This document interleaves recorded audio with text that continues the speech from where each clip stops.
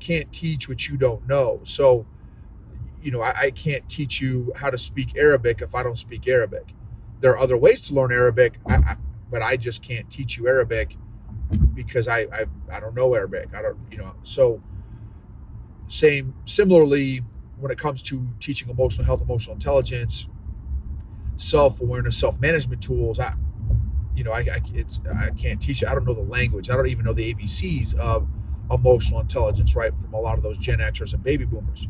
So it can be frustrating to Gen X and baby boomers at the self-awareness of millennials and Gen Z because we don't have it. So number one, we don't have it. Number two, we've never been exposed to that before necessarily. So it's frustrating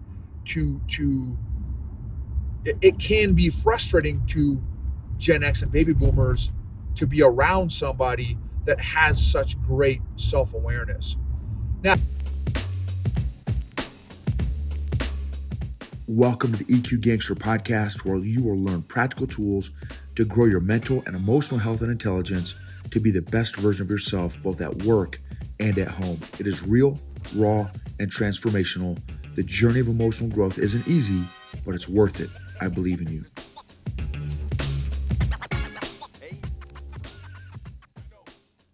EQ Gangsters. This episode is going to be about generational differences of emotional intelligence, how each generation has some nuances regarding the degree of emotional intelligence within that generation. So anyway, fascinating stuff. So I am working with a number of different leaders. Right now, I've got about 60 leaders that I am coaching from 7 or 8 different companies, and from the ages of, let's say, early 20s all the way up to probably mid 60s. And so within that there are multiple. You got some baby boomers, you've got some of course you got Gen X, you got millennials, you've got Gen Z. So Gen Z, millennials, Gen X, and baby boomers. That's 4 generations that I'm working with. And it is fascinating the trends or themes of EQ within each of those bands of leaders. So, and realize, so I'm gonna state some of my observations and realize, yes, there are exceptions to everything I'm about to say.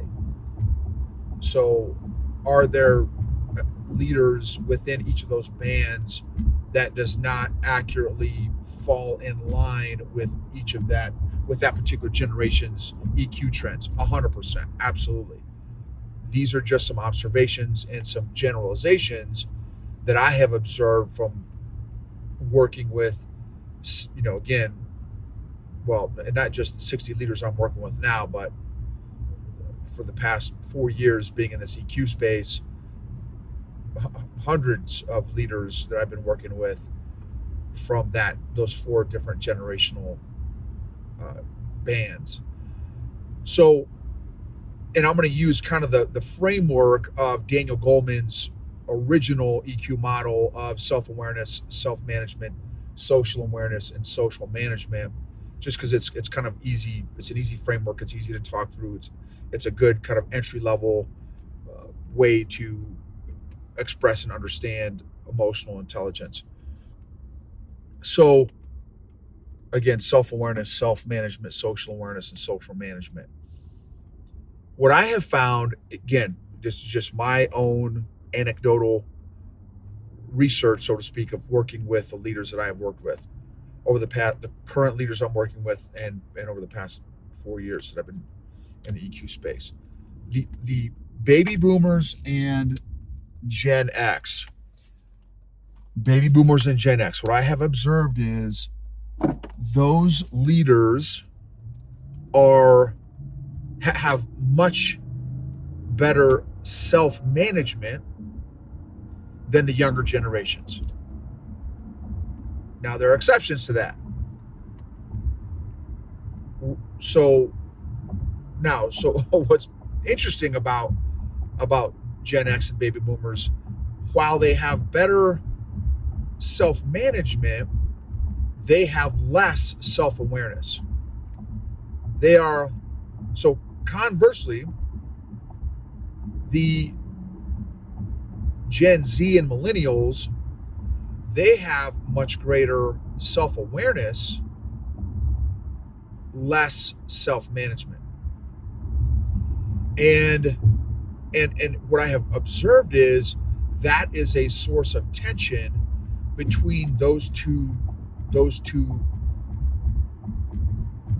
generational groups, between Gen X and baby boomers with the millennials and Gen Z, and vice versa.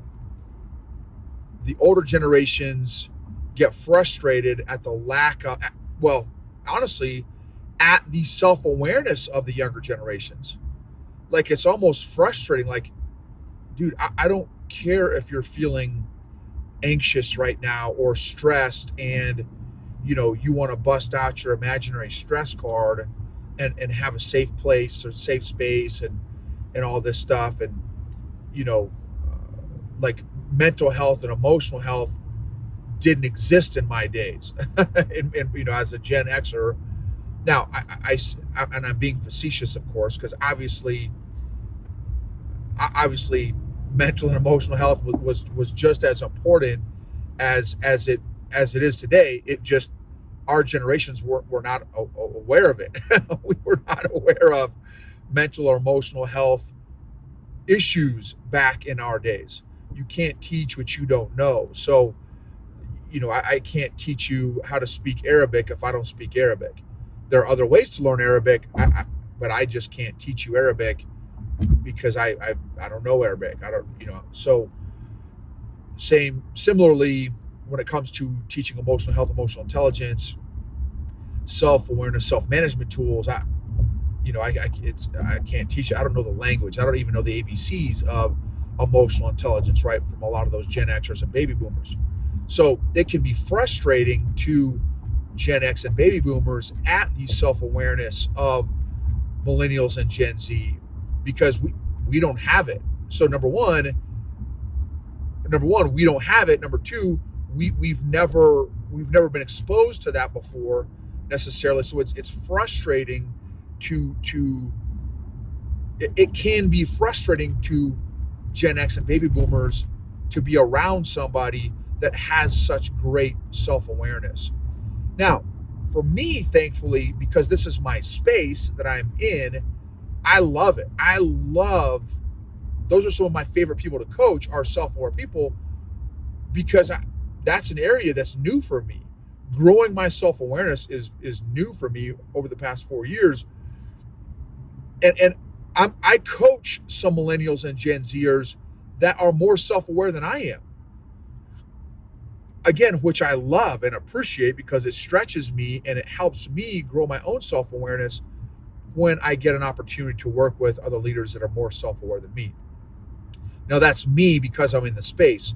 Not every Gen X or a baby boomer appreciates the younger generation's self-awareness like I do.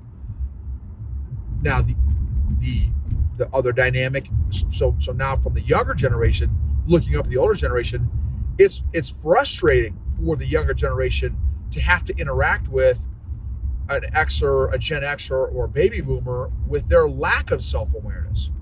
So as a Gen Z or millennial who is very aware, man, I'm feeling anxious right now. I'm feeling stressed. I'm feeling pressure from my chain of command. I'm feeling pressure from my bosses because of this external pressure that they are creating in the workplace because of maybe their own anxiousness. I'm speaking from now I'm role playing. I'm speaking from a millennial and a Gen Zer. The lack of self-awareness of my senior leadership is, and their lack of even social awareness of my senior leadership from my Gen X boss or my baby boomer boss is causing a lot of pressure in the organization, which is affecting the culture, right? The millennials and Gen Zers, man, they can see all that stuff. They can feel all that stuff. And so it's frustrating to them on our Gen Xers' lack of self-awareness, which can, again, create a lot of tension between those generation gaps. And so ultimately there has to be somebody in that food chain, in that leadership food chain, who is willing to be the bridge, who's willing to understand either up to those, in many cases, the Gen X boss or the baby boomer boss. And of course they're retiring, over the next 10 years or so, there'll be millions of baby boomers that will be retiring. And so everyone else will be kind of moving up the food chain, so to speak, the leadership food chain. But somebody's got to be that bridge who's willing to either learn how to connect with and speak the language of the Gen Xers or baby boomers, and or vice versa. There's got to be a senior leader, a baby boomer or Gen Xer, who is willing to learn and understand the perspectives and insights of the millennials and Gen Zers. Somebody has got to bridge that gap. Somebody has got to be, this is not probably the best word, but the grown-up. Someone's got to be the mature one, the emotionally intelligent one, to seek first to understand, then be understood regarding that gap. It can't be either or. It's got to be both and. It's, a lot of times what happens, and here's what's funny, ironic, not funny, is this happens with any differences, not just generationally. How about politically? Well, the Republicans better understand, my point of view as a Democrat, or the Democrats better understand my point of view as the Republican, or whatever, right? It's just, we've gotten so good at digging our heels in our respective tribe or points of view, without the mindset of the emotionally intelligent mindset of, no, what is I help me understand what that conservative mindset is, or that liberal mindset, or that Christian perspective, or that Muslim perspective, or that baby boomer perspective, or that Gen Z perspective, or that new perspective, that new higher perspective, or that, senior 30-year, 40-year perspective. I just got done doing a tour. I say tour, of 5 to 10 different branches of this one of my clients, and I got a chance to talk to new hires that were 2 weeks into their profession, up to folks that had been at this particular company for 45 years. That's almost unheard of nowadays, y'all. And so I got a chance, and I love it because I got to hear some very different perspectives from the 27-year-old, 25-year-old, two-week-old employee, new hire, to the 45-year, 65-year-old employee. And man, I love being that bridge. I love learning the language of those baby boomers, and I love learning the language of those Gen Zers. And man, what's important to you, 65-year-old? What's important to you, 25-year-old? And how do we, as an organization, communicate more effectively with each other? How can I communicate better to you, 25-year-old? How can I communicate better to you, 65-year-old? What can we as an organization do to more effectively make you both feel shoved, which you guys have probably heard me say a number of times on the podcast, seen, heard, understood, and valued? How can I make that 25-year-old feel seen, heard, understood, and valued? How can I make that 65-year-old feel seen, heard, understood, and valued? And while there'll be some overlap of communication principles, approaches, that kind of thing, that will make both demographics feel shoved, there are some nuances.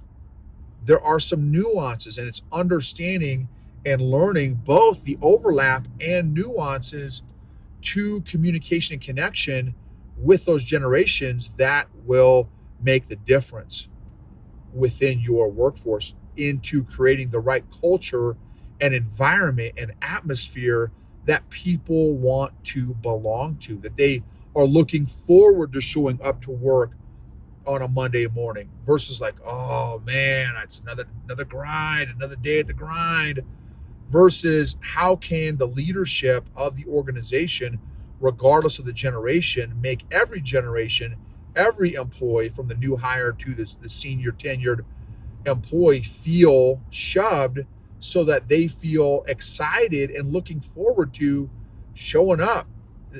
There's a multiple, there were multiple clients on this trip that I hit, and some leaders, some branches or dealerships have it down better than others do. And I think as the workforce gets younger, well, both ends, right? Because again, in the next 5 to 10 years, there's going to be millions of baby boomers retire. But as these younger generations get older, they're going to want a higher touch environment. I don't mean that like physical touch, but like the older generations. Here's another difference in generational and leadership and connection. The older generations are like, just give me my task, conditions, and standards, which is our kind of a military framework. Give me my job to do, and then get out of my way and leave me alone. No one needs to talk to me. No one needs to hold my hand. No one needs to say hi to me in the morning. Let me get my coffee. Let me, get my work and just let me knock it out.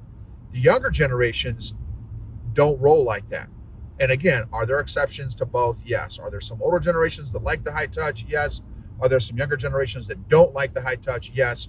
But by and large, the older generations just want to be kind of left alone, still feel valued. They still want to feel valued, but they want to be left alone. The younger generations want to feel part of the team.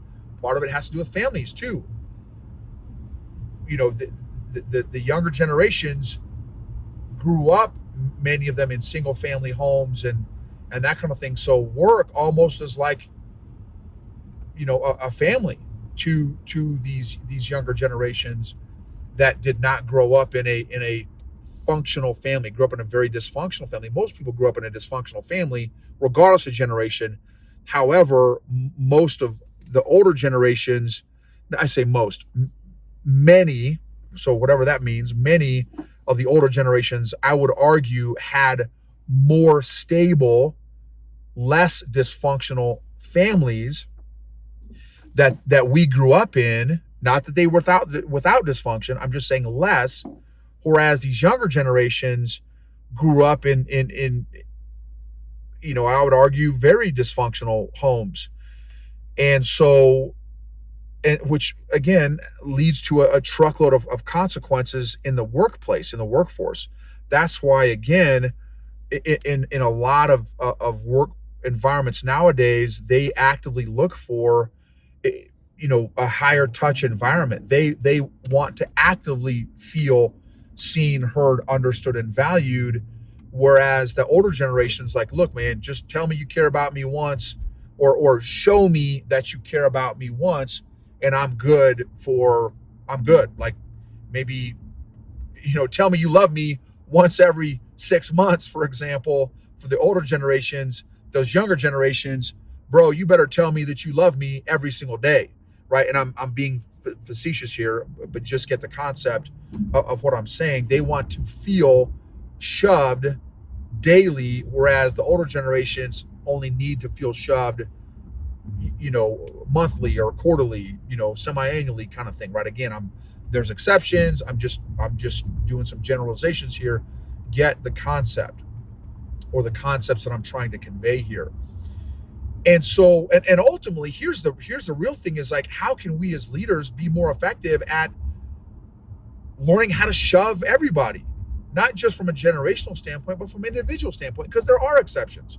There are exceptions. So how can we as leaders dial in our EQ enough, our self-awareness, social awareness, self-management, social management, to lead every generation more effectively, so that we can make every member of our teams feel shoved as often or as customized as that particular leader or team member wants. Then there's the platinum rule that I just heard about recently. Do unto others as they would have you do unto them, which I thought was kind of an interesting spin on the golden rule. But, treat others how they want to be treated. And it's here's kind of another little perspective or an interesting perspective is, there are some people, it's like this. It's like, I remember using an example like, hey, we're going to be like a, like a tight knit family. And someone came up, someone had mentioned to me in this workshop I was doing, is like, dude, many of us have never, like, I don't even know what that means. What does a tight knit, close family even look like? Because most of us have never had that experience before.